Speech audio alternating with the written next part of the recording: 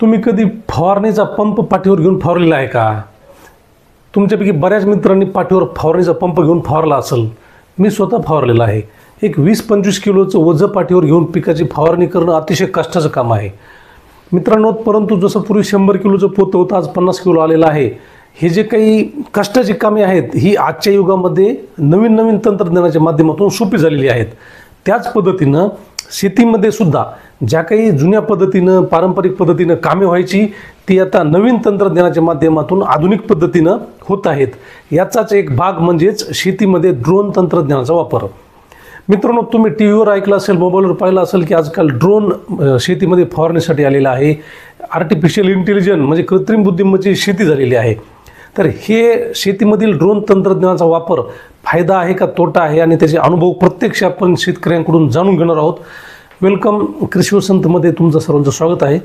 मित्रांनो, काय आहे ड्रोन तंत्रज्ञान याची वस्तुनिष्ठ आणि अतिशय खरोखर माहिती आपण प्रत्यक्ष शेतकऱ्याकडून जाणून घेणार आहोत आणि एक अभ्यासपूर्ण माहिती तुमच्यासमोर मांडण्याचा मी प्रयत्न करणार आहे. मित्रो, ड्रोन फवारण्याचे फायदे काय आहेत? तर सर्वात महत्त्वाचा फायदा म्हणजे सुरक्षितता. आपल्याला माहीत आहे की यवतमाळ असेल किंवा महाराष्ट्रामध्ये अनेक ठिकाणी शेतकरी फवारणी करते वेळेस विषबाधा झालेली आहे, मृत्यू झालेले आहेत. महाराष्ट्र शासनाचा कृषी विभाग सुद्धा सांगतो की सुरक्षित फवारणी करा. परंतु अनेक अडचणीमुळे आपल्याला सर्व गोष्टीचं बंधन असतात, काही गोष्टीच्या मर्यादा असतात.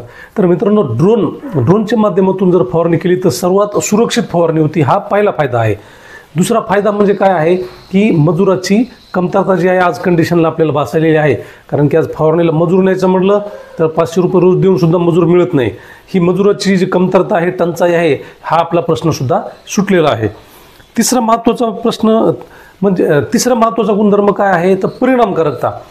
ड्रोनच्या माध्यमातून आपण जेव्हा फवारणी करतो तेव्हा ड्रोन हे जे आहे हा नॅनो पार्टिकलनं पाण्याचं वितरण करत असतं. त्यामुळं त्याची परिणामकारकता अतिशय इफेक्टिव्ह असते. बऱ्याचदा आपण नॅपसॅक पंप असेल किंवा इंजिन पंपाने फवारणी करतो तेव्हा पाण्याचे जे कण असतात ते मोठले असतात, त्याची परिणामकारकता एवढी होत नाही. परंतु ड्रोनच्या माध्यमातून इफेक्टिव्ह आणि परिणामकारक फवारणी होत असते. त्यामुळं जे कीड नियंत्रण आहे, रोग नियंत्रण आहे, अतिशय प्रभावी होत असतं. दुसरा फायदा म्हणजे एका दिवसामध्ये ड्रोन हा 10 ते 20 एकर फवारणी करू शकतो. 1 एकरची फवारणी करण्यासाठी फक्त 10 मिनिटाचा वेळ लागतो. आता त्याच्यामध्ये असं आहे की जर दिवसभर आपण फवारणी केली तर जास्तीत जास्त आपल्याला 18-20 एकरपर्यंत फवारणी करता येते. हे झाले ड्रोनचे फायदे. मित्रांनो, ड्रोनचे आपण जेव्हा फायदे बघतो तेव्हा आपल्याला ड्रोन ज्या शेतकऱ्यांनी वापरलेला आहे त्या शेतकऱ्याचा आपल्याला प्रत्यक्ष अनुभव थोडंसं त्यांच्या शब्दात ऐकूया आणि त्यांना कशा पद्धतीने ड्रोनचं फायदा झालेला आहे हे बघूया आपण. फवारणी ड्रोन वापरण्यासाठी प्रथम शेतीचे सर्वेक्षण करून ड्रोनला आदेश दिले जाते. औषध मिक्स करून ड्रोनच्या टाकीत भरले जाते. नंतर ड्रोन निश्चित उंचीवरून पिकांवर अचूक आणि समान पद्धतीने फवारणी करतो. यामुळे औषधांचे प्रमाण नियंत्रित राहते आणि अपव्यय टाळला जातो. फवारणी ड्रोनने औषध पानांच्या दोन्ही बाजूंवर चांगल्या प्रकारे पोहोचते, ज्यामुळे कीड व रोग नियंत्रण प्रभावी ठरते. पारंपरिक पद्धतींच्या तुलनेत ही प्रक्रिया अधिक जलद, सुरक्षित आणि परिणामकारक आहे. शिवाय पर्यावरणावर नकारात्मक परिणाम कमी होतो. घेण्यात आली होती. यामध्ये श्री प्रभाकर शिंदे यांचा हा ड्रोन आहे. हे जवळपास या खरीप सीझनामध्ये एक 3 ते 5 हजाराच्या जवळपास ज्यांचं हेक्टर फवारणी झालेली आहे आणि त्यांना चांगला उत्कृष्ट असा प्रतिसाद या ठिकाणी दिलेला आहे. तर यांचा हा प्रतिसाद बघून आज आम्ही या ठिकाणी शेतीशाळेच्या वर्गासाठी एक डेमो प्रत्यक्ष म्हणून या ठिकाणी दाखवत आहोत. धन्यवाद. दुष्परिणाम होतात जर आपण वेगवेगळ्या पद्धतीने जे पारंपरिक पद्धतीने आपण फवारतो त्याच्यामुळे शरीरावरती परिणाम होतो. पण ड्रोनचा प्रमाणानंतर प्रत्यक्षात आपल्या त्या ठिकाणी कुठेही औषधाची संपर्क येत नाही. त्याच्यामुळं शरीरावर सुद्धा दुष्परिणाम त्या ठिकाणी होत नाही. अनेक फायदे ड्रोन टेक्नॉलॉजीचा आहेत. ड्रोन हे आता शेतीसाठी भविष्य म्हणून पाहिलं जातं. मित्रांनो, ड्रोनचा आपल्याला आता आपले शेतकरी श्री शिंदे यांनी त्यांचा अनुभव आपल्याला सांगितलेला आहे कशा पद्धतीने ड्रोनचा फायदा होणार आहे.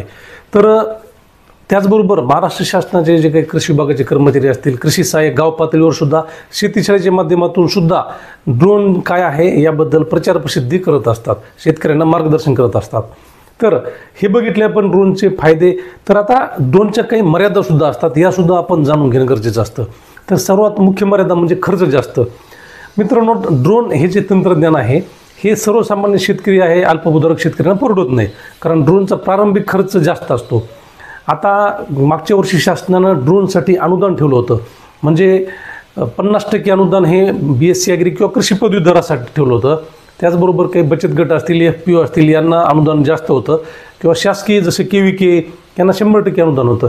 म्हणजेच शासनसुद्धा कृषी ड्रोन जे आहे याला अर्थसहाय्य देत आहे आणि यापुढे सुद्धा शासन अर्थसहाय्य देईल अशी आशा आहे.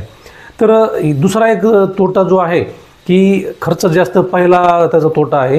परंतु एकदा आपण जर घेतलं तर आपल्याला त्याच्यातून आर्थिक उत्पन्नाचा स्रोतसुद्धा निर्माण होतो, कारण ज्या ज्या युवकांनी, ज्या ज्या तरुण मुलांनी ड्रोन घेतलेला आहे ते त्याच्यात एक उत्पन्नाचं साधन झालेलं आहे, एक रोजगाराचं साधन झालेलं आहे.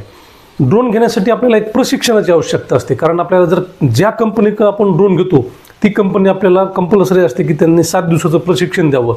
त्यामुळं कुशल माणूस असल्याशिवाय ड्रोन आपल्याला हाताळता येत नाही. आणि दुसरी एक महत्त्वाची गोष्ट म्हणजे ड्रोनबाबत विश्वासार्हता. मित्रांनो, आजकाल असं आहे की ड्रोनची जी फवारणी आहे ही फवारणी होते वेळेस आपल्याला एका एकराला फक्त 10 लिटर पाणी लागते आणि आपण किती फवारतो? 200 लिटर, 150 लिटर. मग आपल्याला वाटतं की 10 लिटरमध्ये एवढी परिणामकारकता होईल का, हा एक आपल्याला एक प्रश्न निर्माण होतो. तर ड्रोन तंत्रज्ञान जे आहे ह्याची फवारणी, त्याचे पाण्याचे कण नॅनो पार्टिकलमध्ये असतात, त्यामुळे इफेक्टिव्ह फवारणी होते. परंतु थोडासा विश्वास बसूच तर एकदा पटवून देणं गरजेचं असतं आणि ते काम आपल्याला सर्वांना करायचं आहे. मित्रांनो, ड्रोनबाबत आपल्याला जर घ्यायची इच्छाच असेल ड्रोन, किसान ड्रोन, तर आपल्याला प्रशिक्षण कुठं मिळेल?